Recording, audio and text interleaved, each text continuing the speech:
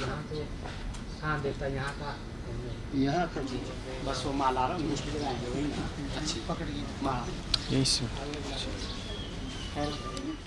पुराण की जो ये चौकी जी उसको कर देंगे वहाँ से देख के ज़्यादा जजमेंट हो गया ना तो जल्दबाजी ना फिर नीचे भी इसके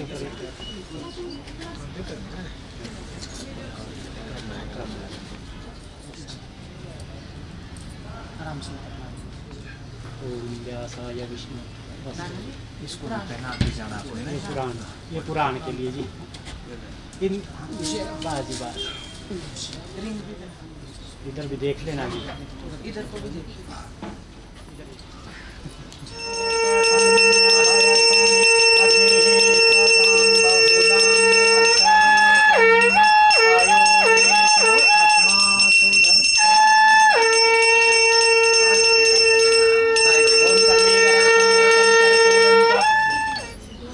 अभिमतं गणपतिं वन्दे वन्दे देवमुमापतिं सुरगुरुं वन्दे जगत्कारणं वन्दे पन्नगभूषणं मृगधरं वन्दे पशूनां पतिं वन्दे सूर्यशशाङ्कवह्निनयनं वन्दे मुकुन्दप्रियं वन्दे भक्तजनाश्रयं च वरदं वन्दे शिवं शङ्करं जन्माद्यस्य यतोऽन्वयादितरतश्चार्थेष्वभिज्ञः स्वराट् तेने ब्रह्म हृदय आदिकवये मुह्यन्ति यत्सूर्यः तेजो वारिमृतां यथा विनिमयो यत्र सर्गो मृषा धाम्ना स्वेन सदा निरस्तकुहकं सत्यं परं धीमहि कृष्णत्वदीयपदपङ्कजपञ्जरान्ते अद्यैव मे विशतु मानसराजहंसा प्राणप्रयाणसमये कफवातपित्तैः कण्ठावरोधनविधौ स्मरणं कुतस्ते संसारान्य शृणु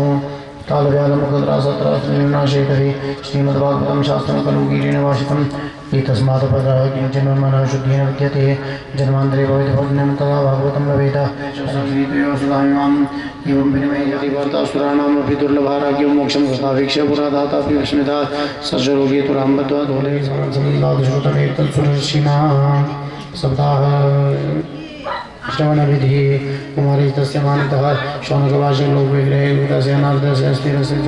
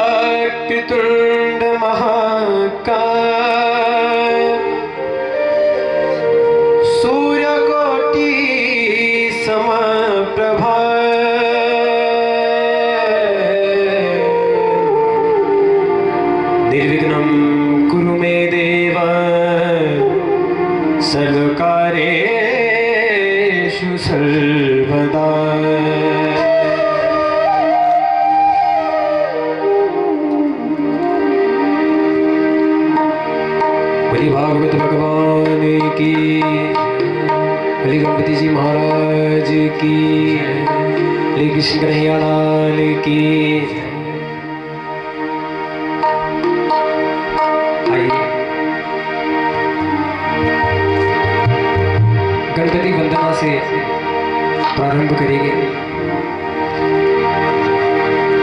जय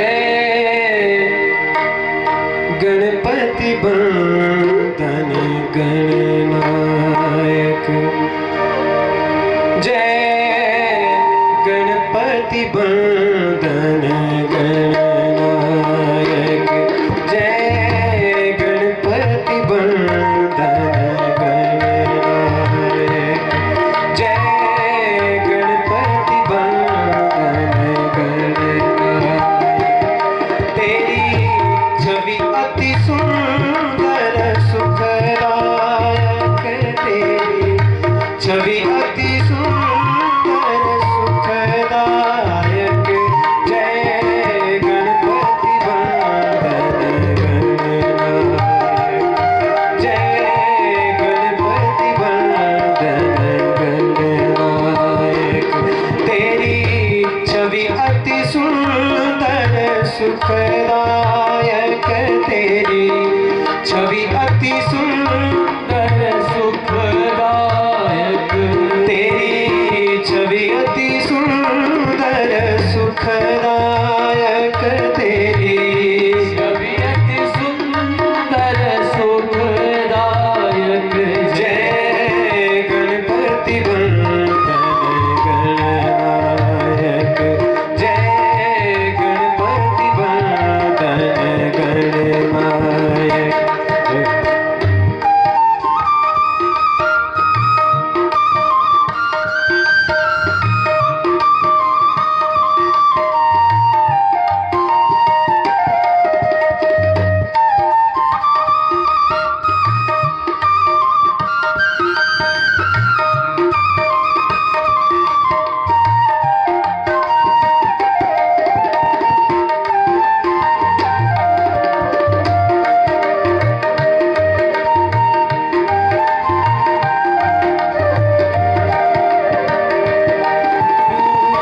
चार भुजाधारी मस्तक सिंदूरी रूप निराला, ओ सिंदूरी रूप निराला, है मूषक वाहन तेरा, तू ही जग का रखवाला, ओ तू ही जग का रखवाला। तेरी सुंदर सूरत मन में है, तेरी सुंदर सूरत मन में है, तू बालक सिद्धि विनायक हो, तू बालक सिद्धि विनायक हो, तू बालक सिद्धि विनायक, तू बालक सिद्धि विनायक, जय गणपति बंदन गणनायक, जय गणपति बंदन गणनायक, जय गणपति बंदन गणनायक।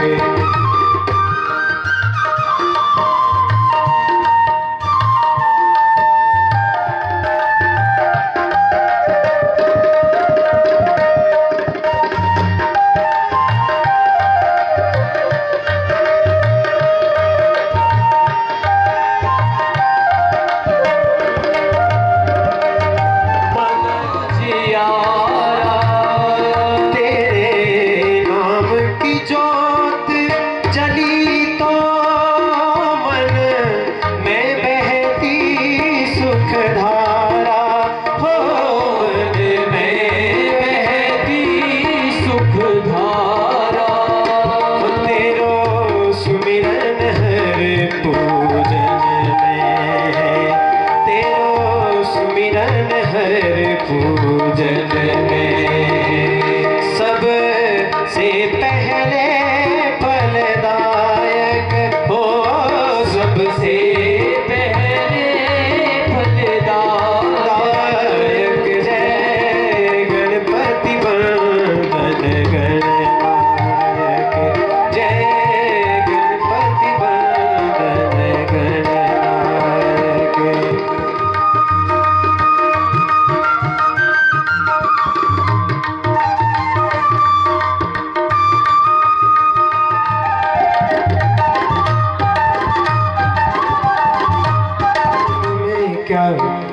बंदिश दिन रात लीजिए। प्रभु नाम में क्या बंदिश, प्रभु नाम में क्या बंदिश, दिन रात लीजिए। प्रभु नाम में क्या बंदिश, प्रभु नाम में क्या बंदिश, दिन रात लीजिए। ताली बजा बजा के, ताली बजा बजा के, ताली बजा बजा के, ताली बजा बजा के शुरुआत कीजिए। प्रभु नाम में क्या बंदिश, दिन रात लीजिए। प्रभु नाम में क्या बंदिश,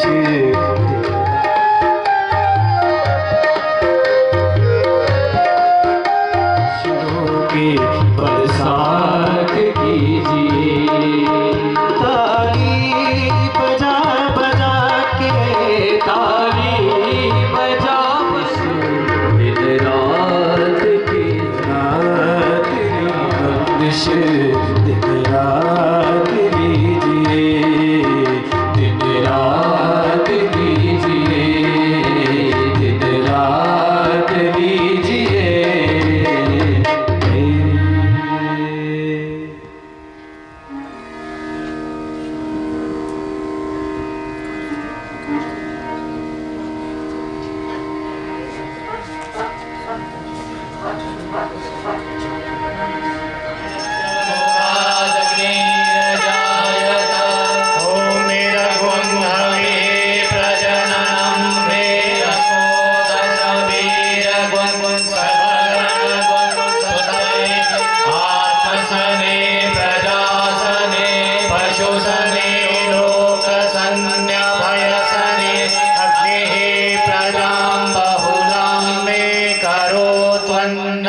पयोरेदो अस्मासु दत्ता।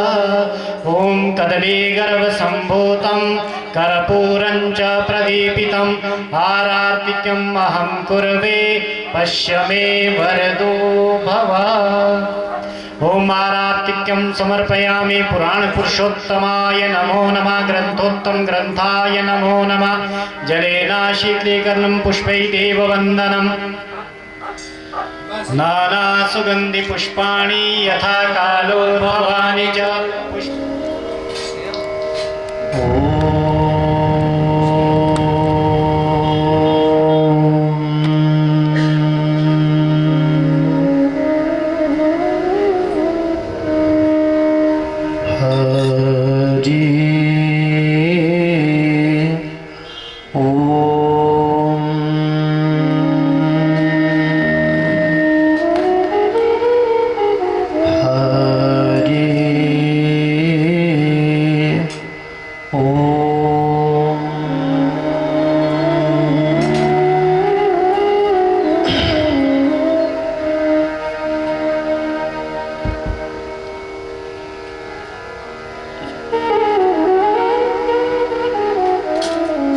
स्वस्ति श्री गणेशाय नमः।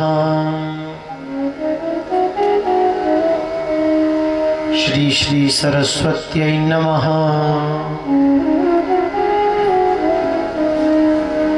श्री गुरुचरण कमलेभ्यो नमः।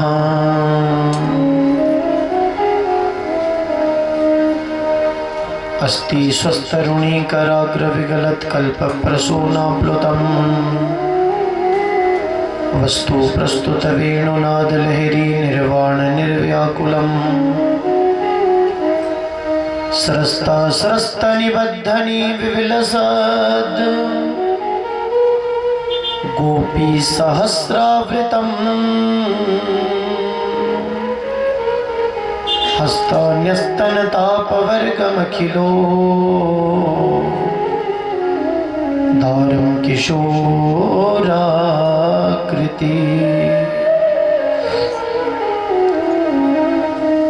कृष्ण त्वदीय पद पंकज पंजरान्ते अतीव मे विशतु मानस राजहंसः प्राण प्रयाण समये कफवात पित्तैः कंठावरोदन विधौ स्मरणं कुतस्ते।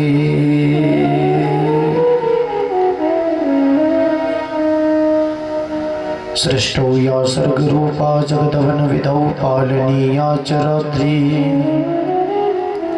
संहारे चापि यस्या जगदिदमखिलं क्रीडनं या पराख्या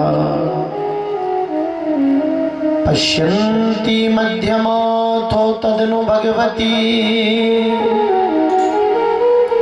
वैखरी वर्णरूपा सस्मद्वाचं प्रसन्ना विधि हरिगिरिशा आराधिता लंकरोतु।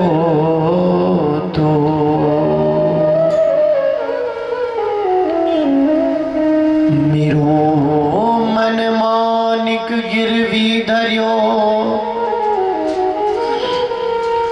श्री मनमोहन जी के पास प्रेम ब्याज इतनो बढ़ियो न छूटन की आस। जय जय श्री राधा रमण जय जय नवल किशोर जय गोपी चित चोर प्रभु जी जय जय माखन चोर जय जय माखन चोर। बोलिए भागवत भगवान की जय हो। सद्गुरुदेव भगवान की जय। कृष्ण कन्हैया लाल की जय। नंद के लाला की जय। आइए प्रभु चरणों में उपस्थिति।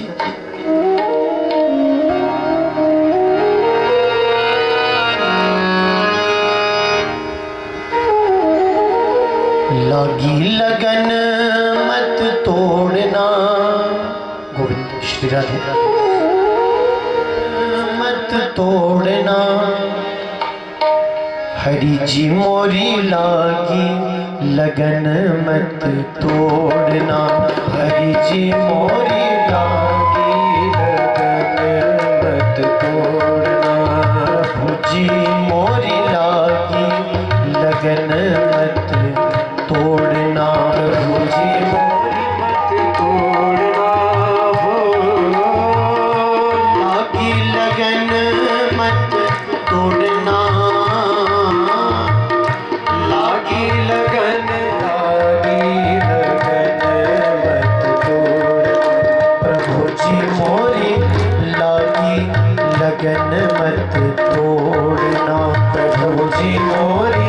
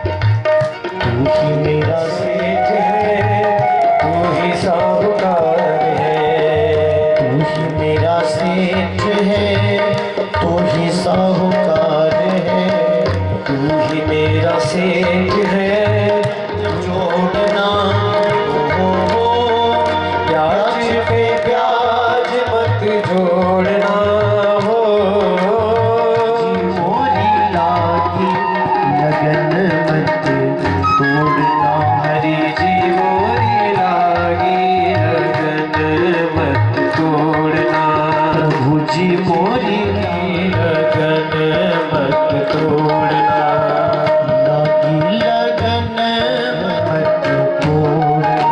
हरि जी मोरी लागी लगन मत तोड़ना, प्रभु जी मोरी लागी लगन मत तोड़ना।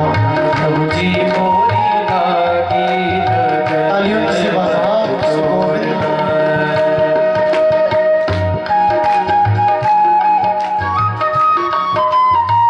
कृष्ण कन्हैया लाल की जय हो। गोविंद भगवान की जय।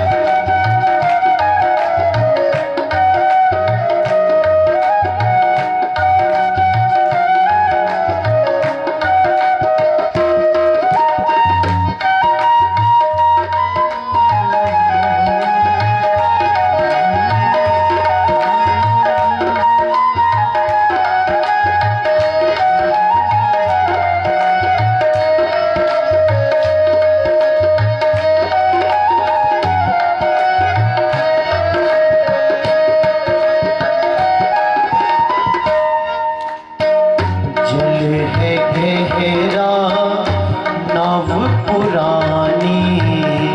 जय है गहरा नाव पुरानी। बड़ी समझने की बात।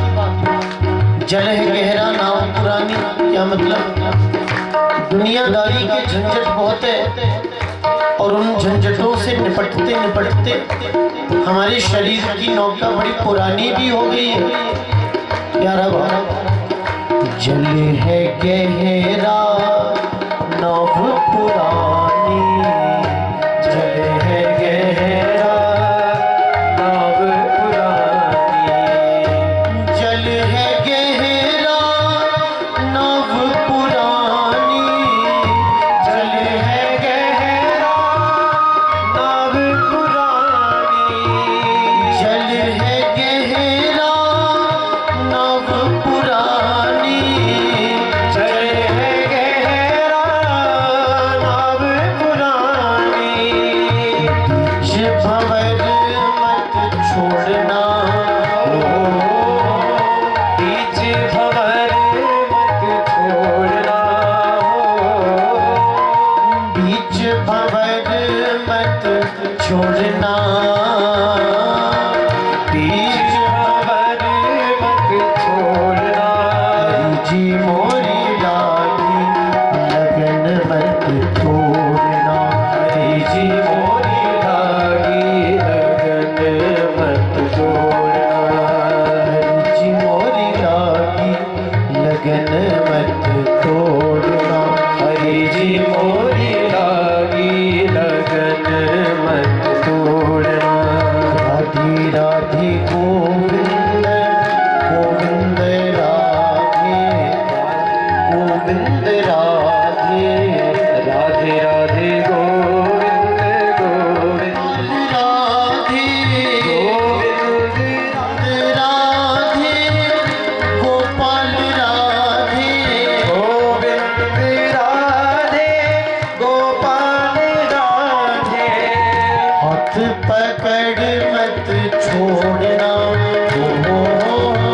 हाथ पकड़ मत छोड़ना। हाथ पकड़ मत छोड़ना। लगन मत तोड़ना। हरि जी मोरी लागी लगन मत तोड़ना। हरि जी मोरी लागी लगन मत तोड़ना। हरि जी मोरी लागी लगन मत तोड़ना। प्रभु जी मोरी लागी लगन मत तोड़ना। प्रभु जी की जय हो। कृष्ण कन्हैया लाल की जय हो। सद्गुरुदेव भगवान की जय हो। परम मंगल में तड़ित पीताम्बरधारी अकारण करुणा वरुणालय भक्तवंशा कल्पतरु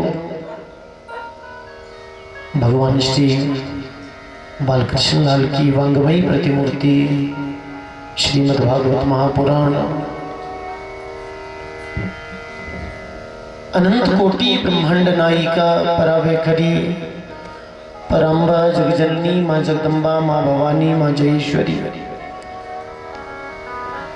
भूत भावन भोलेनाथ सत्स्वर भगवान धाम देवता जी महाराज ग्राम देव स्थान देव इष्ट देव मंडपों पर आवाहित पूजित 33 कोटि देवी देवता परम वंदनीय प्रातः स्मरणीय श्री सद्गुरुदेव चरणारविंद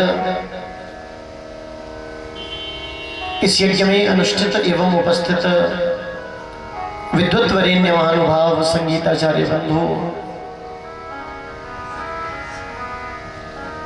कथा के मुख्य यजमान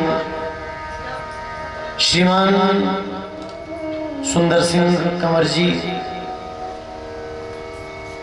इनकी धर्मपत्नी श्रीमती पद्मावती कंवर,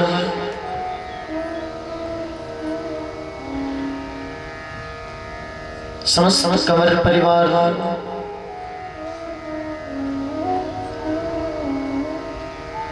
उपस्थित समस्त सज्जन वृंद, श्रद्धामयी भक्तिमती परम आदरणीय परम स्नेहमयी मातृशक्ति माताएं बहनें, बालमुकुंद स्वरूप सभी बच्चे, भाग्योदयेन बहुजन्म समर्जितेन सत्संगमं च लभते पुरुषो यदा वै अज्ञान हेतु कृत मोह मदांधकारम् नाशं विधाय हि तदो दयते विवेकः। भाग्योदयेन बहुजन्म समर्जितेन, बहुत जन्मों के भाग्यों का उदय होने पर ही हमें भागवत की प्राप्ति होती है। किसी ने पूछा भागवत से होता क्या है? अज्ञान हेतु कृत मोह मदांधकारम नाशं बधाय हि तदोदयते विवेकः। भागवत से हमारे अज्ञान रूपी अंधकार का नाश होता है, अज्ञान के अंधेरे का नाश होता है और हमारा विवेक जागृत होता है भागवत सुनने से। तो श्री सुंदर सिंह कंवर जी, आदरणीय पद्मावती कंवर जी, इनके सुपुत्र सुपुत्रियां, पुत्र वधू पौत्र पौत्रियां, परिवार के सभी सदस्य, सबका ये पावन भाव हम भागवत कथा श्रवण करें तो समस्त पितरों के निमित्त एवं गोविंद के चरणों में अनुरक्ति हेतु इस ज्ञान यज्ञ का शुभारंभ कंवर परिवार के इस पवित्र प्रांगण में आज से हो रहा है। बड़भागी होते हैं वे लोग जो भागवत की कथा श्रद्धा से और भाव से श्रवण करते हैं। गोविंद भगवान की हो। हरीश आप आ जाओ, या तो यहाँ से बैलून खोल दो या फिर कंवर साहब का आसन थोड़ा पीछे, ताकि इनसे संपर्क बना रहे। ये भी निकाल दीजिए आप, जरूर होना चाहिए। तो कंवर साहब दिख नहीं रहे थे तो इसलिए गोविंद भगवान की जय हो।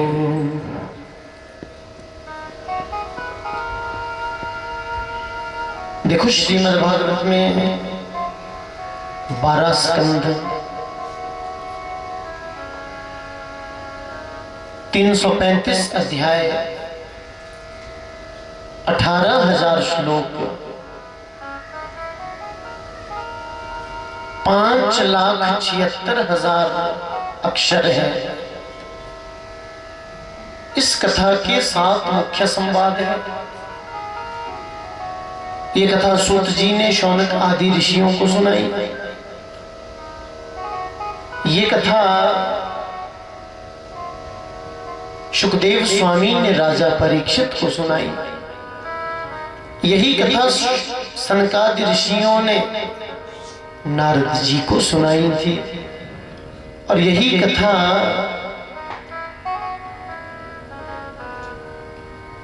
गोकर्ण जी ने अपने भाई धुंधुकारी की प्रेतत्व से मुक्ति के लिए उसे सुनाई। तो भागवत में है 12 स्कंध और 335 अध्याय। लेकिन भागवत महात्म्य जो लिया गया ये पद्म पुराण से लिया गया है। इसमें केवल 6 अध्याय हैं और 2 प्रसंग है। भागवत महात्म्य का मतलब क्या?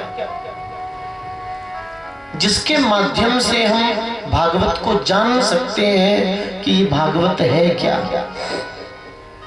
भागवत क्या है, भागवत हमें क्यों सुनना चाहिए, भागवत सुनने से होता क्या है, ये कथा किसने सुनी और इसको सुनकर किसको क्या फायदा हुआ, इस कथा को सुनने के नियम क्या है। भागवत कोई स्टोरी है, कोई लेक्चर है, कोई भाषण है, कोई प्रवचन है, कोई वार्ता है, क्या है भागवत? इन सब बातों का विशुद्ध विवेचन जिसमें किया गया उसको ही तो कहते भागवत महात्म्य। यानी भागवत की महत्ता, भागवत की महिमा को हम जाने, भागवत है क्या। तो भागवत महात्म्य के हैं केवल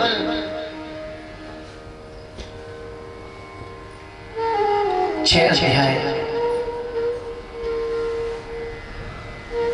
आइए श्रीमद् भागवत महात्म्य पहला अध्याय और पहले श्लोक से आप सुनना शुरू करेंगे। और मेरे मन को बड़ी प्रसन्नता हो रही है।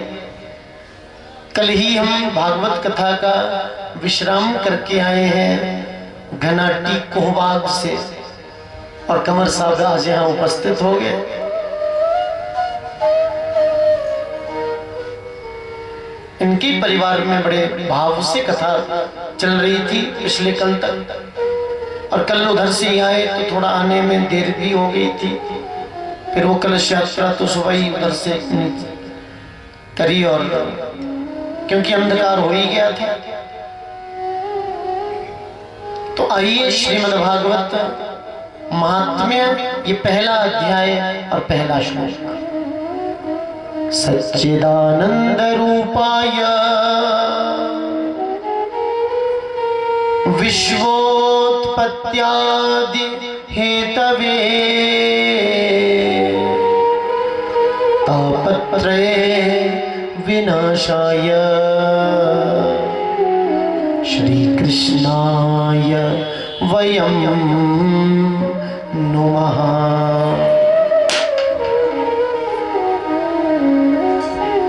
आजकल गर्मियों में ये जरूरी होता, थोड़ा ये विस्फोटक सामग्री आवश्यक होती, इसलिए धमाका होता तो हमारी आंख भी खुल जाती। नहीं तो आपको तो झोंका आएगा बाद में, मुझे आ सकता पहले। लेकिन गोविंद की ऐसी कृपा, पंडाल बिल्कुल ठंडा है, यहाँ कुछ भी महसूस नहीं हो रहा। आ रहे थे तो आते आते पंडित जी बोले आप शॉल लेकर चलो क्योंकि यहाँ थोड़ी ठंड लग रही है, क्या पता। तो ये पतला सा शॉल उठकर आ ही गए हम भी। तो मैं तो आपसे निवेदन कर रहा था, सच्चिदानंद रूपाय विश्वोत्पत्त्यादि हेतवे तापत्रये विनाशाय श्री कृष्णाय वयं नुमः। अब इसका अर्थ समझो आप।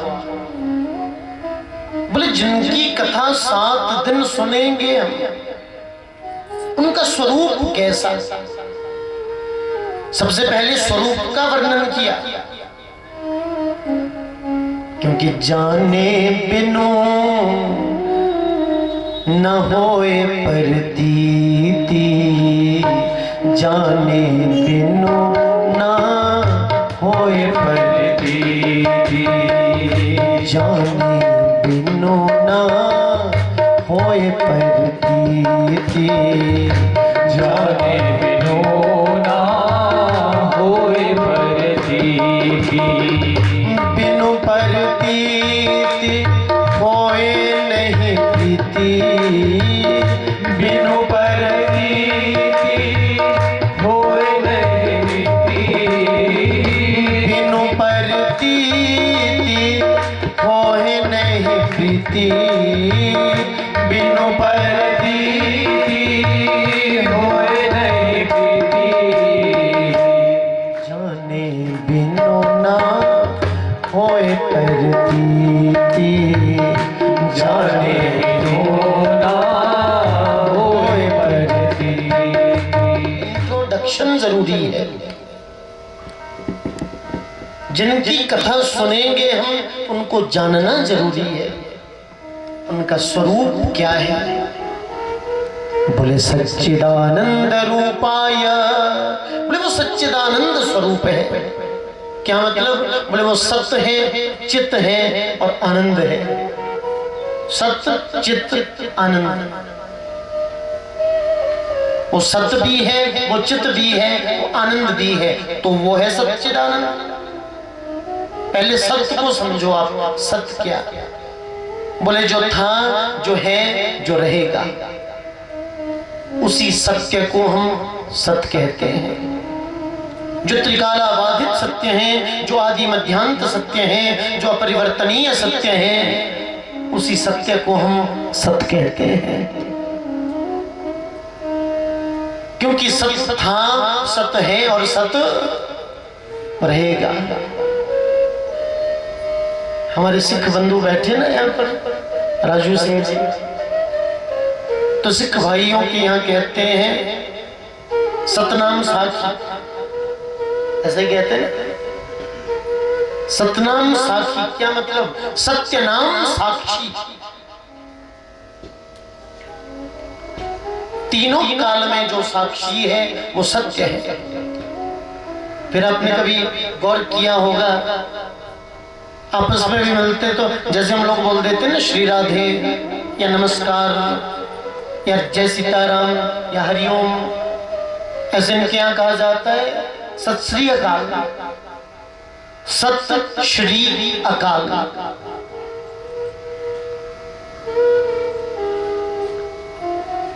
मेरा कहने का केवल इतना अभिप्राय है कि सत्य था, सत्य है और सत्य रहेगा, तो वो परमात्मा सत्य है। दूसरी बात चित्त है। वो चित्त का सीधा सा अर्थ होता, सीधा सा मतलब होता प्रकाश, लाइट। हमारे भीतर जो प्रकाश स्वरूप है, चेतना स्वरूप है, जो मुझ में कहने की शक्ति के रूप में, आप में सुनने की शक्ति के रूप में, समझने की शक्ति के रूप में जो परमात्मा है, उसे हम चित्त कहते हैं। सत्य चित्त। आगे क्या है? आनंद। आनंद का मतलब क्या?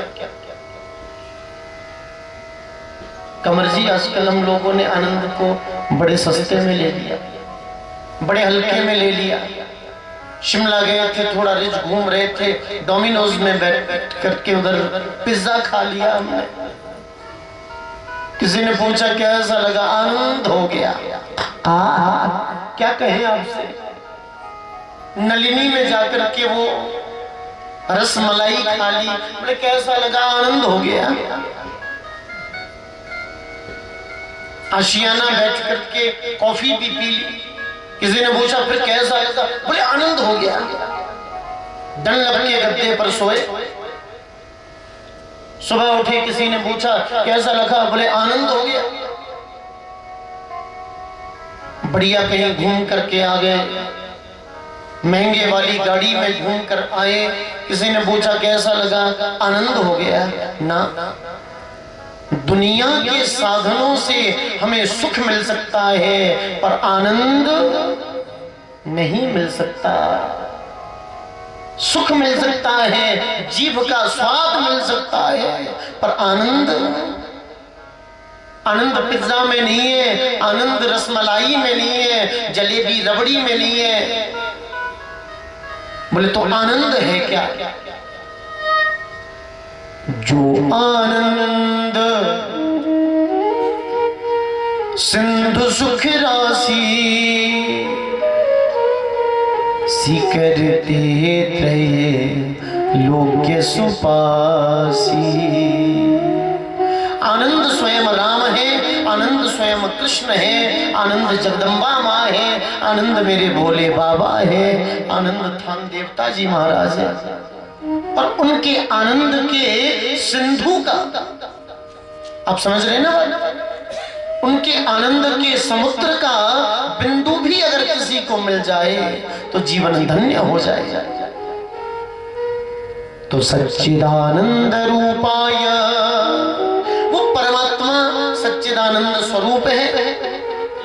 दूसरी बात, विश्वोत्पत्त्यादि हेतवे, विश्व की उत्पत्ति स्थिति और लय का वो हेतु है। क्या मतलब? बोले वो परमात्मा थोड़ा मुस्कुरा देता, सृष्टि का सृजन हो जाता। उसको कुछ करना नहीं है, बस मुस्कुराना है। वो मुस्कुराता है, सृष्टि का सृजन हो जाता है। वो परमात्मा गंभीर हो जाता है तो सृष्टि का पालन हो जाता है। और वो परमात्मा क्रोध में अपनी भ्रिकुटी टेढ़ी कर दे तो संसार में प्रलय आने में 1 सेकंड का समय नहीं लगता। इसलिए कह दिया विश्वोत्पत्त्यादि हेतवे तापत्रय विनाशाय। तीसरी बात, बोले वो 3 तापों का नाश करने वाला है। कितने तापों का? 3 तापों का। 3 ताप कौन कौन से? दैहिक, दैविक, भौतिक तापा। दैहिक, दैविक, भौतिक तापा। ताली इसलिए बजाओ सुस्ती भाग जाए। दैहिक, दैविक, भौतिक तापा। दैहिक, दैविक, भौतिक तापा। राम राज्य काहू नहीं व्यापार, राम राज्य काहू नहीं व्यापार। दैहिक, दैविक, भौतिक तापा। दैहिक, दैविक, भौतिक तापा। शायद वो 3 तापों का नाश करने वाला है। 3 ताप कौन कौन से? दैहिक, दैविक, इन तीनों तापों का वो नाश करता है। देखो, एक हम पाप करते हैं मन से, दूसरा हम पाप करते हैं वाणी से, तीसरा हम पाप करते हैं कर्म से। आप लोग सोच रहे होंगे मन से भी पाप होता है क्या? बिल्कुल होता है। मन ही मन इतना बुरा सोचेंगे। देखो जी, कल तक 50 रुपए दिन में कमाता नहीं था, आज लाखों रुपया महीने में कमा रहा है, कई करोड़ 1 साल में कमा रहा है, अरबों तक कमाई कर रहा है। फिर मन में सोचेंगे कितनी बड़ी कोठी बना दी, फिर सोचेंगे शहर में भी कोठी बन गई है, अरे महानगर में भी फ्लैट बुक करके रखा है। फिर मन ही मन सोचे कि हाँ, उस कोठी में जो पत्थर बिछा हुआ फर्श पर वो भी इटली से आया, ऐसा सुना मैंने। फिर मन ही मन सोचेंगे है तो बड़ा फिसलन वाला, कभी पानी गिरेगा फर्श पर, पैर फिसलेगा, खोपड़ी फूटेगी तो पता चलेगा। अब उसकी फूट भी जाएगी तो हमें कुछ मिलेगा क्या? नहीं मिलेगा। फिर भी कितना बुरा सोचते हैं। इसको कहते हैं मनसा, मन से किया जाने वाला पाप। दूसरा हम पाप करते हैं वाचा, वाणी से पाप। इतना बुरा बोलेंगे, इतना बुरा बोलेंगे, सुनने वाला बेहोश हो जाएगा। बेहोश क्या, कुछ लोग तो इतने अच्छे होते जिनकी दिन की शुरुआत ही गालियों से होती है। ऐसी गाली देंगे, ऐसी गाली देंगे, सुनने वाला मर भी सकता है। इसको कहते हैं वाणी से किया जाने वाला पाप। तो मनसा वाचा। तीसरा हम पाप करते हैं कर्मणा, कर्म से पाप। ये तो आप समझते हैं ना, कर्म से कैसे पाप करते हैं हम? तो तीन प्रकार के हम पाप करते हैं, मनसा वाचा कर्मणा। तो ताप भी है कितने? 3। और पाप भी है 3 प्रकार से हम पाप करते हैं। ताप भी 3 है, पाप भी हम 3 प्रकार से करते हैं, और दुख भी 3 ही है। और अब आपको एक नियम याद रखना, आज तो ये कथा का समय 2 से 5 है ना, कल से समय होगा 1 से 4। तो 1 बजे से 4 बजे तक आपको मेरी पगड़ी के अलावा कुछ और नहीं देखना। 3 घंटे बिल्कुल आपका कैमरा, जैसा हमारे भाई साहब ने बिल्कुल नट कस दिया ना, पक्का। हाँ, भजन के बीच में घूम जाता तो भजन के बीच आप भी घुमा लेना, आपको भी छूट है। लेकिन कथा के बीच आपका कैमरा भी नहीं घूमना चाहिए। ताप भी 3, पाप भी 3 है, और दुख भी 3 है। तीनों दुख कौन कौन से, ये सुनो। कोई तन दुखी, कोई मन दुखी, कोई धन बिन रहत उदास। अरे थोड़े थोड़े सब दुखी, सुखी राम के दास। कोई तन दुखी, किसी को है तन का दुख। ये तन का दुख कब आ जाए पता नहीं चलता।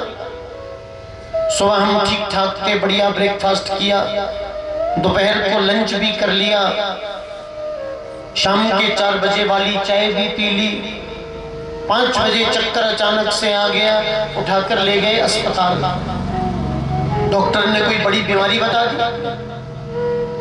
क्या हो गया अचानक से?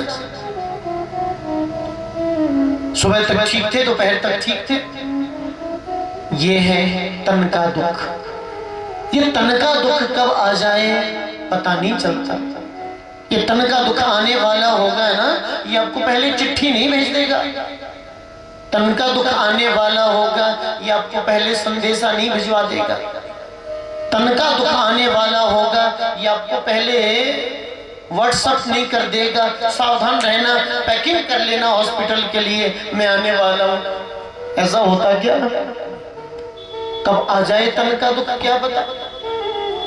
तो कोई तन दुखी, किसी को तन का दुख, कोई मन दुखी, किसी को है मन का दुख। मन का दुख क्या? जिसको आजकल हम लोग बोलते हैं टेंशन। बात मत करो हमसे, पहले से टेंशन बहुत है। किसी से भी बात करना, बात मत करो, टेंशन बहुत है। किसी को परिवार का टेंशन, किसी को कारोबार का टेंशन, किसी को नौकरी का टेंशन, किसी को व्यापार का टेंशन, किसी को ऑफिस का टेंशन, और किसी को ये टेंशन। ये कह रहे थे अभी परसों, बोले मुझे कुछ टेंशन ही नहीं है। छोटे बच्चों से भी बात करना चाहो, छोटे बच्चे भी कहते बात मत करो, टेंशन बहुत है। अब भैया तुमको क्या टेंशन? बोले हमको होमवर्क का टेंशन है। पर सुंदर सिंह जी, ऐसा कोरोना आया 2020 में, ये ऐसा चाइनीज वायरस आया, बच्चों का तो इसने टेंशन ही निपटा दिया। कुछ लोग मेरे से कहते, आप क्या बात कहते हैं आदर्श जी, पढ़ाई का इतना नुकसान हो गया और आप कहते ऐसा अच्छा वायरस आया। हम तो कहते बच्चों के लिए तो अच्छा ही आया। 2019 में जिस गांव में कथा की थी हमने, अभी जब 22 में वहां गए तो बच्चों को पहचानना मुश्किल हो गया। भीमसेन जैसे ठीक ठाक हो गए, कल तक जो 1.5 हड्डी के लगते थे।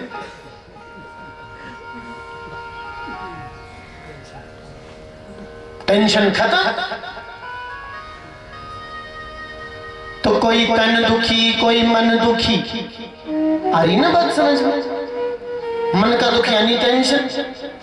तीसरी बात, कोई धन बिन रहते उदास, कोई धन के बगैर उदास है, ज्यादा आएगा तो सुख मिलेगा शायद। थोड़ी थोड़ी सब दुखी, सुखी राम के दास। ऐसा इस संसार में कोई नहीं है जिसको कोई दुख नहीं है। थोड़े थोड़े सब दुखी, बड़े कुछ ना कुछ दुख सबको है। क्योंकि भागवत में लिखा है दुखालयम शाश्वतम। संसार का नाम भागवत में है दुखालय।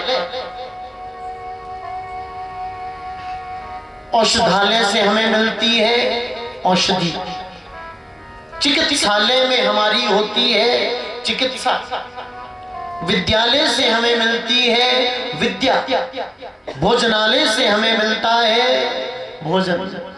अब संसार है दुखालय, तो इससे दुख नहीं मिलेगा तो और मिलेगा क्या? गुरु नानक देव जी कहते बड़ी प्यारी बात है कि नानक दुखिया सब संसार, कि नानक दुखिया सब संसार, सोई सुखिया जिस नाम आधार। सकल सृष्टि को राजा दुखिया, हरि का नाम जपे सोई सुखिया। नानक दुखिया सब संसार, सोई सुखिया जिस नाम आधार। पूरा संसार दुखी है।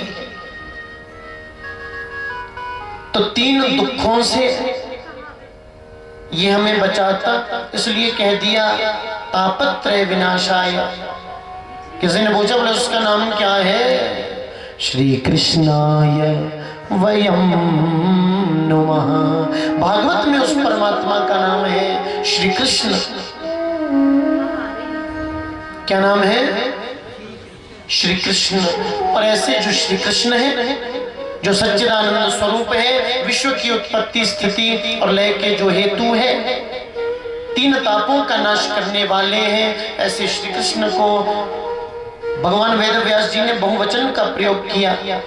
संस्कृत व्याकरण की दृष्टि से हम बात करें ना, तो बहुवचन का प्रयोग हुआ यहाँ।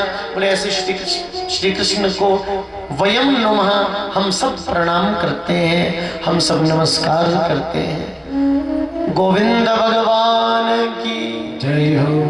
नैमिषे सूतमासीनम अभिवाद्य महामतिम।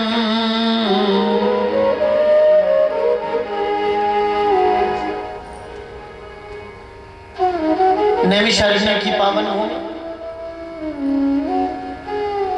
नैमिषे सूतमासीनम अभिवाद्य महामतिम।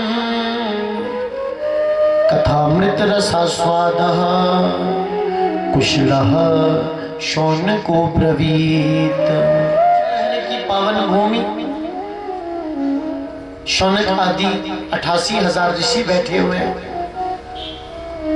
उनके मध्य ऊंचे आसन पर बैठे हैं श्री सूत जी महाराज। शौनकादि ऋषियों ने सूत जी को प्रणाम किया और सूत जी से निवेदन किया, अज्ञान ध्वांत विध्वंसः कोटि सूर्य समप्रभा सूताख्या हि कथासारम मम कर्ण रसायनम। सूत जी को प्रणाम किया शौनकादि ऋषियों ने और निवेदन किया, हमारे हृदय में जो अज्ञान का अंधकार भरा हुआ है उसको दूर करने के लिए आपका ज्ञान करोड़ों सूर्यों के समान है। तो सूताख्या ही कथा सारम, हे सूत जी आप कथा का सार सुनाए हमें।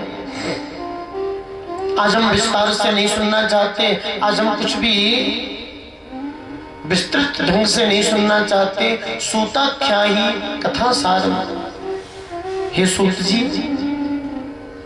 आप कथा का सार सुनाए, मूलभूत विषय हमको बताएं आप। और वो विषय कैसा होना चाहिए? मम कर्ण रसायनम, जो हमारे कानों के लिए रसायन का यानी कि औषधि का काम करे। गोविंद भगवान की जय हो, कृष्ण कन्हैया लाल की जय हो। सूताख्या ही कथा सारम मम कर्ण रसायन, क्योंकि हे सूत जी हमने आपको गुरुतुल्य माना है। और चिंतामणिर्लोक सुखम सुरद्रुहो स्वर्ग संपदम प्रयच्छति गुरु प्रीतो वैकुंठम योगी दुर्लभम। क्योंकि हे सूत जी हमने आपको गुरुतुल्य माना है। और चिंतामणि लोक सुखम, एक चिंतामणि होती है, चिंतामणि लौकिक सुखों को प्रदान कर सकती है। सुरद्रुह स्वर्ग संपदम, एक होता कल्प वृक्ष, कल्प वृक्ष स्वर्ग के सुख को भी दे सकता है। चिंतामणि किसी को मिल जाए, गोविंद भगवान की जय हो।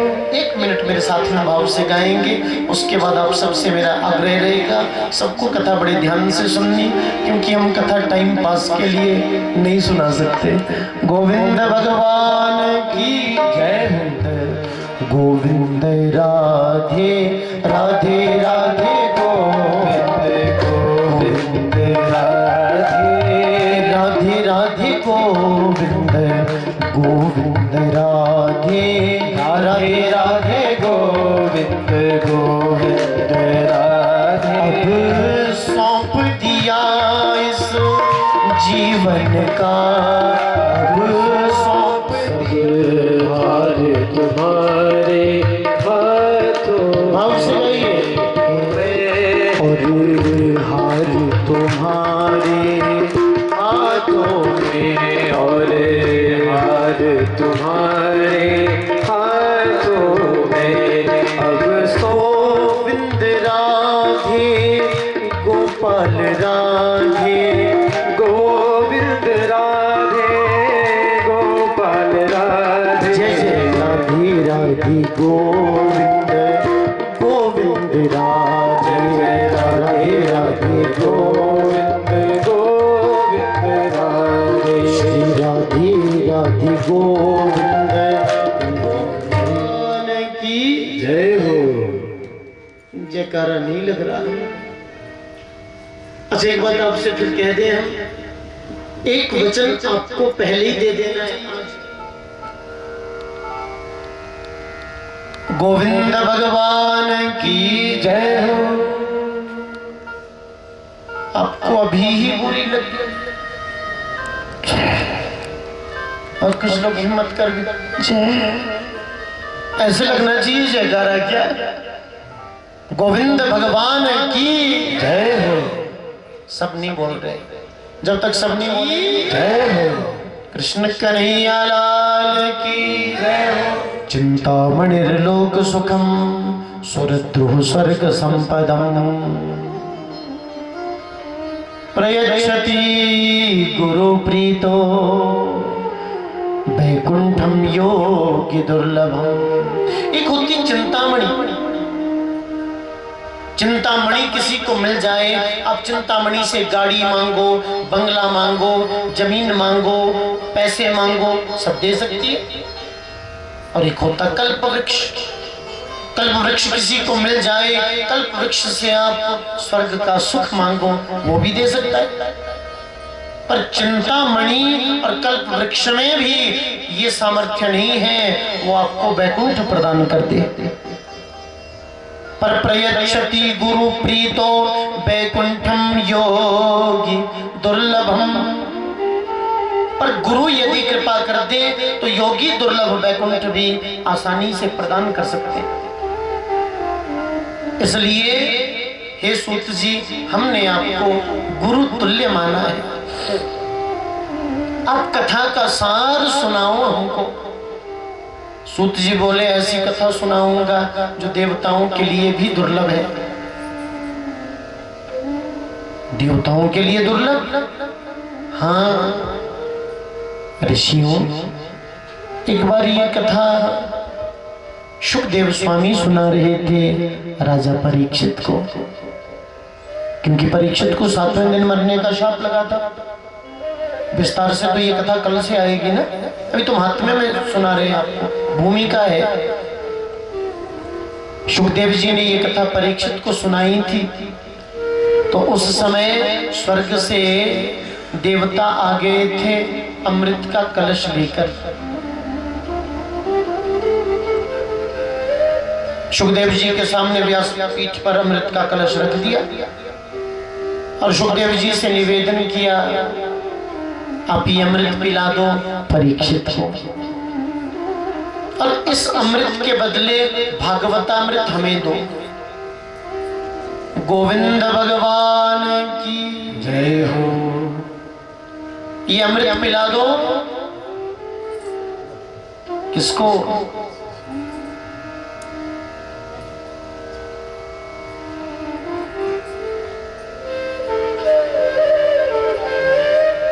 जरूरी थोड़ी कभी थोड़ी देर इधर उधर ही देख लो।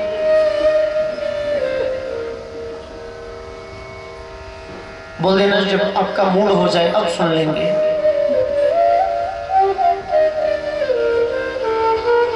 कर दें शुरू?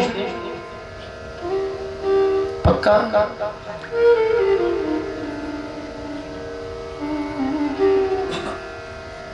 ये सूत्र जी, आप हमें कथा सार सुनाए। बोले ऐसी कथा सुनाऊंगा जो देवताओं के लिए भी दुर्लभ है। अमृत के बदले भी देवताओं को जो कथा नहीं मिली वो कथा सुनाऊंगा। संक्षिप्त रूप में थोड़ा सा ये प्रसंग शुरू वाला कह रहा हूं मैं। बोले देवताओं के लिए दुर्लभ? हाँ ऋषियों, ये कथा देव दुर्लभ है। बोले ये कथा पहले किसी ने सुनी क्या? बोले एक बार ये कथा नारद जी ने सुनी थी। किससे? सनकादि ऋषियों से। तो यहाँ ऋषियों ने सूत जी से फिर प्रश्न किया, क्यों सूत जी? हमने तो सुना है अस्थिरस्य नारदस्य, ये नारद जी बड़े अस्थिर हैं, एक जगह कहीं ठहरते नहीं है। ऐसे नारद जी ने 7 दिन एक जगह बैठकर कथा सुनी, क्यों? बोले एक बार की बात है, नारद जी पृथ्वी पर घूम रहे थे, वृंदावन में भक्ति से भेंट हुई। भक्ति के 2 पुत्र ज्ञान और वैराग्य जो समय से पहले बूढ़े हो गए थे और बेहोश होकर जमीन पर पड़े थे, तो भक्ति के बच्चों का दुख दूर करने के लिए और भक्ति के हृदय का मन का दुख दूर करने के लिए ये कथा नारद जी ने सनक सनंदन सनातन और सनत कुमार इन 4 ऋषियों से सुनी थी। कहां? गंगा के तट पर हरिद्वार में। गंगा द्वार समीपे तू तटम आनंद नामकम। हरिद्वार में ये कथा सुनी थी।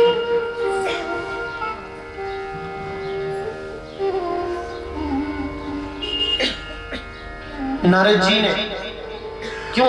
भक्ति ज्ञान और वैराग्य का दुख दूर करने के लिए। भक्ति महारानी अपने बच्चों के दुख से दुखी थी। मेरे पुत्र ज्ञान और वैराग्य समय से पहले बूढ़े हो गए और बेहोश होकर जमीन पर पड़े हैं। उनका दुख दूर करने के लिए नारद जी ने सनकादि ऋषियों से कथा सुनी। 7 दिन की कथा हुई। तो लिखा है भागवत में, भक्ति सुतौ तौ तरुणौ गृहीत्वा प्रेमैक रूपा सहसा विरासीत। श्री कृष्ण गोविंद हरे मुरारे नाथेति नामानि मुहुर्वदन्ति। के इंद्रो वादिन मृदंगम जय जय सुख रहा कीर्तने ते कुमारा। भक्ति महारानी ने कथा सुनी। 7 दिन की कथा हुई। भक्ति महारानी श्रोताओं के मध्य प्रकट हो गई। भक्ति के दोनों बच्चे ज्ञान और वैराग्य एकदम से बाल्यावस्था को प्राप्त करके प्रकट हो गए।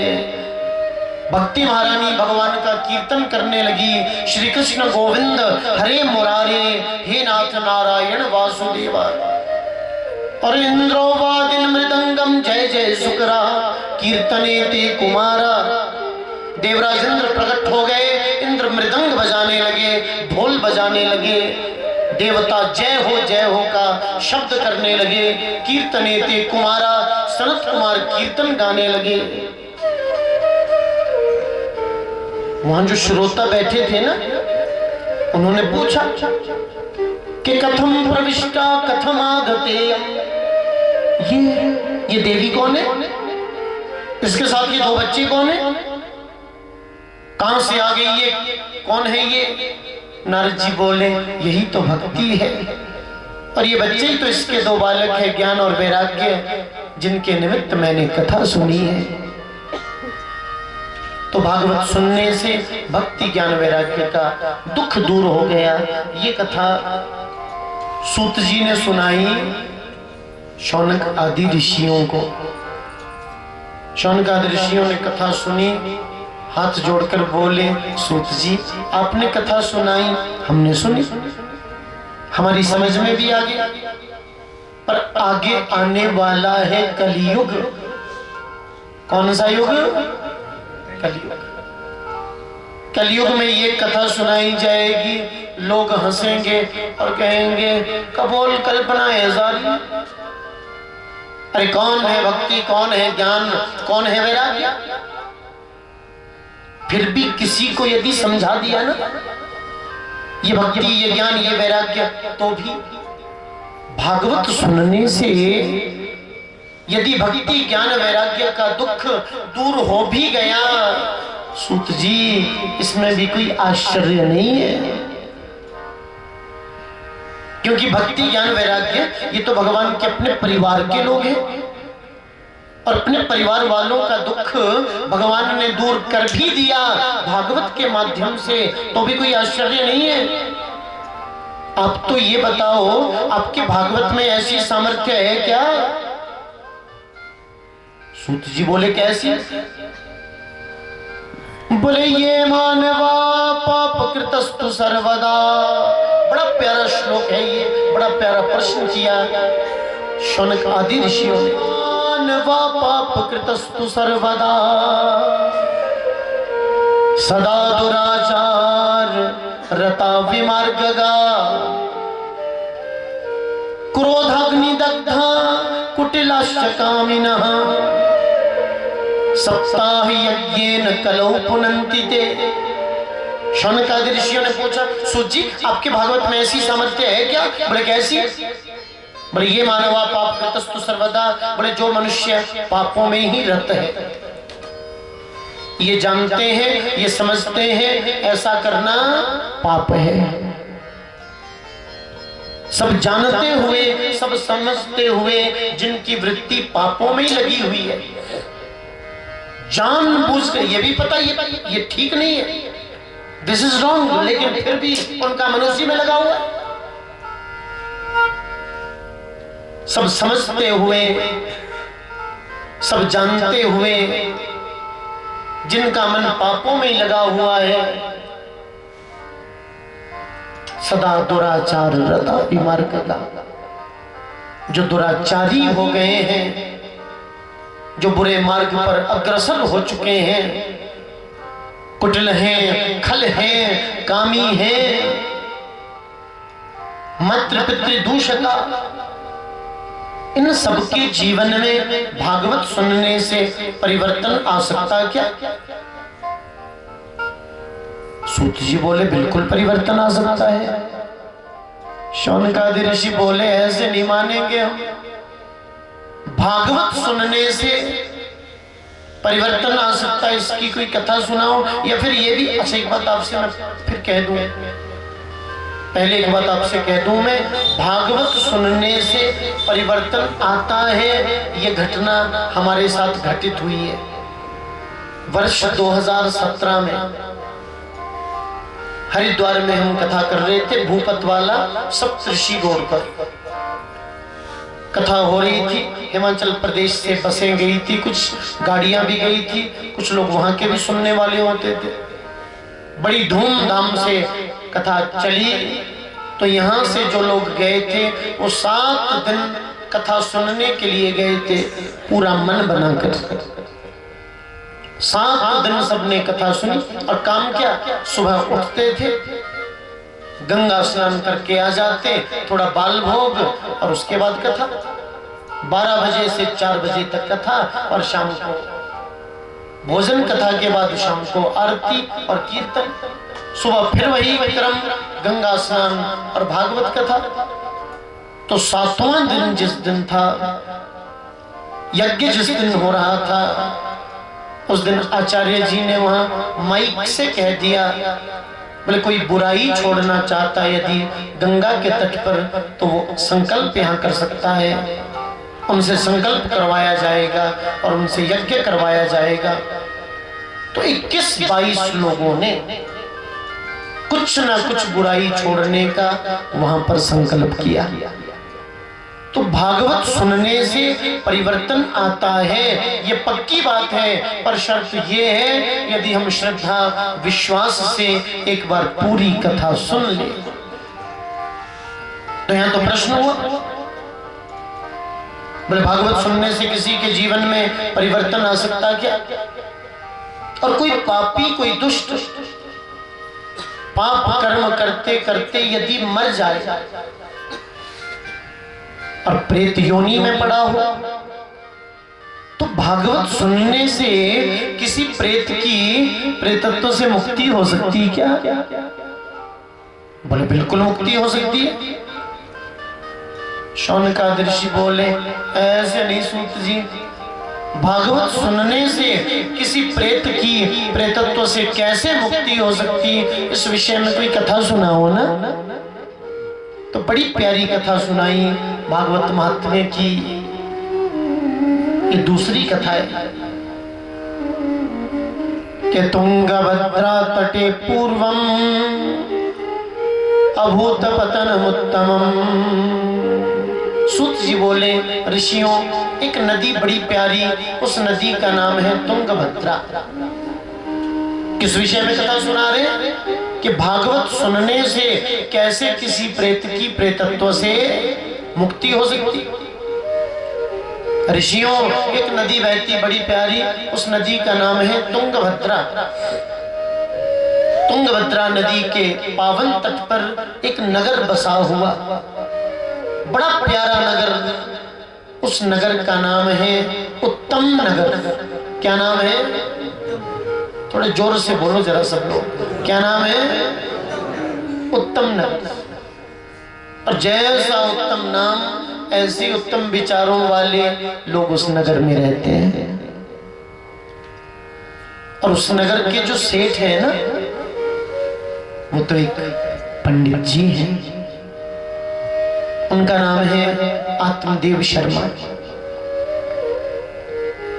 नगर के मध्य बहुत बड़ा महल, नगर सेठ है ना, बहुत बड़ा महल है। नगर के मध्य में बहुत जमीन जायदाद है,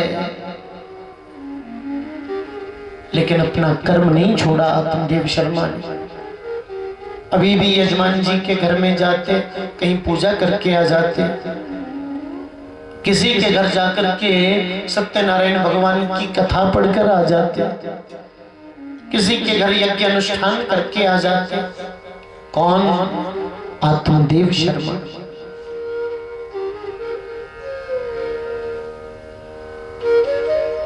ज्ञानी है, विद्वान है। विवाह हो गया आत्मदेव जी का, पत्नी घर में आई।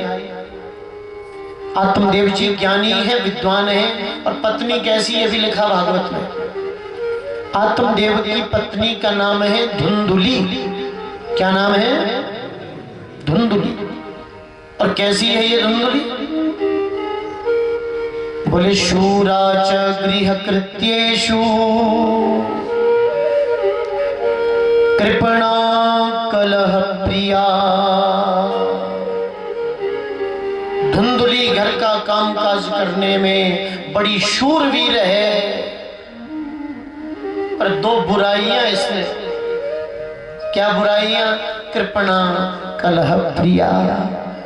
एक बुराई ये स्वभाव से कंजूस है, और दूसरी बुराई कलह प्रिया, झगड़े से प्रेम करने वाली है। कौन? अरे जोर से बोलो ना, माता बहन एकदम यूं हो गई जैसे कि मैंने आपको ही कह दिया। कौन? धुंधुली। कैसी है? शूरा च गृह कृत्येषु, घर का कामकाज करने में बड़ी शूरवीर। और दो बुराइयां इसमें। एक बुराई का नाम है कंजूसी, कंजूस स्वभाव की, और दूसरी बुराई क्या? कलह प्रिया, झगड़े से प्रेम करने वाली। कहीं भी मौका मिल जाए तो झगड़ना शुरू हो जाती। धुंधुली। विवाह हुए बहुत वर्ष बीत गए, पर आत्मदेव जी के यहाँ कोई संतान नहीं हुई। ना बेटा ना ही बेटी। आत्मदेव ने अपना मन मना लिया, मेरे भाग्य में संतान सुख है नहीं, तो संतान नहीं मिली। पर धुंधुली को कई बार लगता, नहीं नहीं, हमारे यहाँ भी बच्चा तो होना चाहिए। एक दिन की बात है, आत्मदेव जी गए हुए थे गांव में पूजा पाठ करने के लिए। धुंधुली घर में थी, घर का काम कर रही थी। तभी पड़ोस के कुछ बच्चे आए और आंगन में आकर धमा चौकड़ी मचाने लगे। धुंधुली गई, डांट दिया, अरे भागो यहाँ से, परेशान करके रखा है। बच्चे पहले भाग गए, फिर आ गए। अब बच्चे तो बच्चे होते, बच्चों को भी भला कोई रोक सकता क्या? बच्चे फिर आए, आंगन में फिर धमा चौकड़ी मचाने लगे। धुंधुली ने सोचा काम निपटा दूं, बाद में भगाऊंगी इन सबको। घर का काम निपटाने में व्यस्त हो गई, तभी आंगन से धम्म की आवाज सुनाई। दौड़ी दौड़ी आंगन में गई, देखा क्या, हे भगवान, कल ही मैंने बढ़िया पत्थर का गमला खरीद कर लाया था बाजार से, इन नालायकों ने तोड़ दिया। अब झगड़ालू स्वभाव की तो थी, मौका मिल गया। नालायकों, अभी तुम्हें देती हूं। पकड़ रही थी बच्चों को, बच्चे तो भाग गए, पर दो को पकड़ लिया। और संजोग से दोनों बेचारे भाई बहन। पकड़ लिया, कान मरोड़ दिया। नालायकों, किसकी औलाद हो तुम? बोले वो हमारी माँ, वो पास वाले घर में रहती। धुंधुली ने कान पकड़ लिया, खींच कर दोनों बच्चों को पड़ोसन के आंगन में गई। आवाज लगाई, अरे बहन बाहर आना जरा। पड़ोसन दौड़ी दौड़ी बाहर आई, क्या हुआ, ये धुंधुली ऐसे चीख क्यों रही है? पड़ोसन बाहर आई, हाँ धुंधुली क्या हुआ? धुंधुली ने बच्चों का कान यूं मरोड़ दिया, पर ये दोनों तेरे ही बच्चे हैं? हाँ बहन, बच्चे तो मेरे ही हैं, पर तू इनका कान क्यों मरोड़ रही? अब से एक बात कह दूं मैं, एक मां सब कुछ देख सकती है, सब कुछ सह सकती है, पर उसके बच्चे का कान कोई दूसरा मरोड़े, ये एक मां को सहन नहीं होता। खुद भले ही मरोड़ देगी, मरोड़ कर निकाल भी देगी तो भी परवाह नहीं, पर दूसरा ना मरोड़े कोई मेरे बच्चे का कान। धुंधुली तो दोनों बच्चों का कान मरोड़ रही, ये दोनों तेरे ही बच्चे? बोले हाँ बहन, बच्चे तो मेरे ही, पर तू इनका कान ऐसे मरोड़ क्यों रही? बोले हाँ, तो ये तेरे वही बच्चे जिनके बारे में तू कल पड़ोस में कह रही थी मेरे बच्चे बड़े लायक, मेरे बच्चे बड़े अच्छे, मेरे बच्चे बड़े संत स्वभाव वाले। आहा, क्या कहूं, वही बच्चे हैं ये? बोले हाँ बहन, बच्चे तो यही है। क्यों, क्या हुआ? बोले संभाल कर रखा कर इनको, तेरे ये नालायक बच्चे, उद्यमी बच्चे, शरारती बच्चे, हुड़दंगी, आवारा घूमने वाले। मां को बुरा तो यही लग गया था जो धुंधुली कान मरोड़ रही थी, अब नालायक, उद्यमी, आवारा, शरारती, हुड़दंगी फिर बोल दिया। मेरे गुरुजी कहते थे, बोले वो पड़ोसन भी लड़ाकी जरूर थी, पर मीठी किस्म वाली थी जरा। पड़ोसन बोली, धुंधुली मेरे बच्चे नालायक? बोले हैं। मेरे बच्चे शरारती? बोले बिल्कुल है। मेरे बच्चे उद्यमी? बोले हैं। अच्छा, तो मेरे बच्चे आवारा घूमने वाले? बोले 100% आवारा ही घूमते हैं। पड़ोसन बोली, देख धुंधुली, बहुत बोल गई तू। मेरे बच्चे नालायक सही, मेरे बच्चे शरारती सही, मेरे बच्चे उद्यमी, उत्पाती, हुड़दंगी सही, और मेरे बच्चे आवारा घूमने वाले सही, फिर भी मैं फक्र से कहती हूं ये दोनों मेरे बच्चे हैं। तू क्या जाने बच्चों का सुख होता क्या? तेरे कोई अपना बच्चा तो है नहीं। इतनी बड़ी बात पड़ोसन बोल गई तो धुंधुली ने दोनों बच्चों का कान धीरे से छोड़ दिया, सिर नीचे को झुकाया, आंसू बहाती हुई चुपचाप लौटने लगी, अपने घर में आ गया। पुराने जमाने में लोग घर बनाते थे ना, तो एक कमरा स्पेशल बनता था माताओं बहनों के रूठने के लिए, और ऊपर दरवाजे पर लिखा होता था कोप भवन। उसमें ही चली गई, भीतर से दरवाजा बंद कर दिया। बोले जब तक मेरा पतिदेव नहीं आ जाता मैं किसी से बात नहीं करूंगी, अन्न का एक दाना नहीं खाऊंगी मैं, पानी मुंह में नहीं लूंगी मैं। कमरे में बंद हो गई। शाम करके लौटे, चारों तरफ देख रहे हैं, घर के और घर में ढूंढ रहे हैं। सेवकों ने पूछ लिया, क्या हुआ मालिक, अब किसको ढूंढ रहे? काफी समय से। बड़े पंडितानी जी कहाँ हैं? पंडितानी तो दिश नहीं लगी। आ रही बात समझ में? थोड़ा सा जरा ये बीच में करूंगा मैं प्रयास, क्योंकि हम भी पहाड़ी है, हमारे यजमान जी भी पहाड़ी है।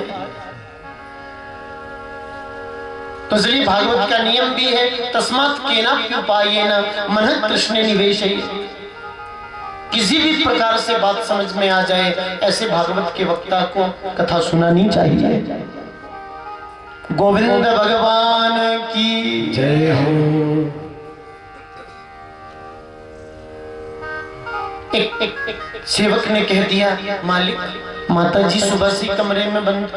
बोले क्यों, क्या हुआ? किसी पड़ोसन से झगड़ा हो गया था शायद। आत्मदेव के दरवाजा खटखटाया, देवी दरवाजा खोलो। धुंधुली ने दरवाजा खोला, जोर जोर से रोए। आत्मदेव बोले रोती क्यों है, क्या हुआ? बोले अब तो मेरी परवाह कहां है, अब तो यजमान लोगों की परवाह करो। यजमान के घर में चले जाते सुबह और शाम को लौट करके आते, किसी के घर जाकर संतान गोपाल यज्ञ, किसी के घर जाकर के रुद्राभिषेक यज्ञ, किसी के घर जाकर पुत्रेष्टि यज्ञ कर देते जिससे यजमान के यहाँ संतान होती। अरे अपने यहाँ कोई यज्ञ क्यों नहीं करते ऐसा जिससे हमारे यहाँ संतान हो जाए? आत्मदेव बोले देवी मैंने अपनी कुंडली भी देखी है, तेरी जन्म कुंडली भी देखी है, हम दोनों की कुंडली में संतान योग ही नहीं है, तो हमें संतान मिलेगी कैसे? बोले मैं कुछ नहीं जानती, मैं आपसे दो टूक कह देती हूँ, जब तक आप कोई ऐसा यज्ञ करने का संकल्प नहीं कर लेते जिससे हमारे यहाँ संतान हो जाए, तब तक मैं अन्न का एक दाना भी नहीं खाऊंगी। आत्मदेव ने सोचा बड़ी हठी है ये, अब मानेगी नहीं, पर जो भाग्य में नहीं वो मिले कैसे? तभी मन में विचार आया जो भाग्य में नहीं वो भी मिल सकता है संत कृपा से। आत्मदेव के घर के पास आश्रम थे, आत्मदेव घर से गए आश्रम में, संतों को प्रणाम किया। किसी संत ने कह दिया आयुष्मान भव, किसी संत ने कहा दीर्घायु भव, किसी संत ने कह दिया चिरंजीवी भव, किसी ने कह दिया यशस्वी भव,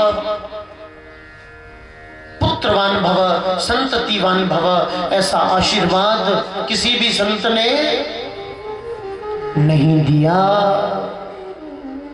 आत्मदेव समझ गए मुझे संतान होने का आशीर्वाद नहीं मिला। चुपचाप सिर नीचे को झुकाकर आत्मदेव लौटने लगे अपने घर की ओर। तो लिखा है भागवत में, आत्मदेव ने सामने से एक संत को आते हुए देखा, बड़े तेजस्वी संत। आत्मदेव दौड़े दौड़े गए, संत के चरणों में प्रणाम किया। गोविंद भगवान की जय हो। संत के चरणों में प्रणाम किया और आत्मदेव संत के चरणों को पकड़कर रोने लगे। संत ने देखा तो पूछा कथम रोदिषि विप्रस्त्वम् काते चिंता बलीयसी वदत्वं सत्वरं मह्यं स्वस्य दुःखस्य कारणम्। संत ने पूछा कथम रोदिषि विप्रस्त्वम्, पंडित जी क्या हुआ, आप रोते क्यों हैं? काते चिंता बलीयसी, आपको क्या चिंता सता रही है?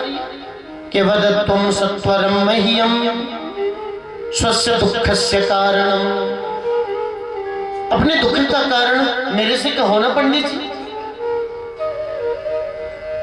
आत्मदेव रोने लगे और रोते रोते बोले बहुत अभागा हूं मैं, तुलसी का पौधा आंगन में लगाता हूं, तुलसी का पौधा सूख जाता है, फल देने वाला वृक्ष लगाया मैंने, उसमें पत्ते खूब आते हैं, पुष्प भी आते हैं, पर फल नहीं लगते। गोमाता मेरे घर में है, गाय के यहाँ बछड़ा नहीं होता। बहुत बड़ा सेठ हूं मैं, नगर सेठ हूं, बड़ी जमीन जायदाद है, बड़ी कोठी है मेरे पास, पर खाने वाला, बहुत जमीन जायदाद है, बहुत धन दौलत है, पर खाने वाला कोई नहीं है, उस कोठी में रहने वाला कोई नहीं है। संत ने पूछा क्या बात है? बोले मेरे यहाँ संतान नहीं है, आप आशीर्वाद दे दो। और न जाने मेरा मन क्यों कहता है आप आशीर्वाद देंगे तो मेरे यहाँ संतान जरूर हो जाएगी। संत ने टेढ़ी नजर से आत्मदेव को देखा, मुस्कुराए और मुस्कुराकर बोले, पंडित जी आप तो विद्वान हैं, और विद्वान होकर ऐसी बातें क्यों करते आप? अब संतान नहीं है तो ये समझो भगवान की कृपा है आप पर, ठाकुर जी की कृपा है इसलिए संतान नहीं है। यानी भगवान ने अपना भजन करने का अवसर आपको दिया है। आत्मदेव बोले, मुझे ज्ञान नहीं, संतान होने का आशीर्वाद चाहिए। संत ने आत्मदेव के माथे की रेखा को देखा, मुस्कुराए और मुस्कुराकर बोले, तुम इस जन्म में संतान मांग रहे हो? अरे पंडित जी, आपके माथे की रेखा स्पष्ट कह रही है कि सप्त जन्मा वधितवा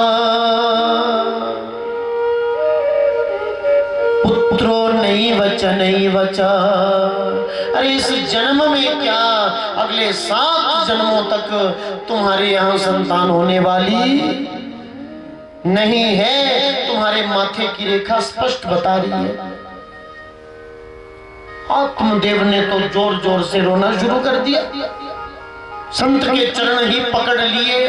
बोले, मैं ये भी जानता हूं जो भाग्य में नहीं, यदि संत चाहे तो कृपा करके वो आशीर्वाद दे सकते हैं, इसलिए आप आशीर्वाद दीजिए। और मेरा मन ये कहता है आप आशीर्वाद देंगे तो मेरे यहाँ संतान हो जाएगी।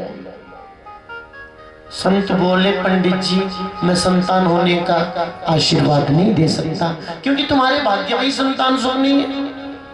तो आत्मदेव ने संत के चरणों को पकड़ लिया और आत्मदेव चरण पकड़कर रोने लगे और कहने लगे, आप मुझे संतान होने का आशीर्वाद जब तक देंगे नहीं तब तक मैं आपके चरणों को छोड़ूंगा नहीं।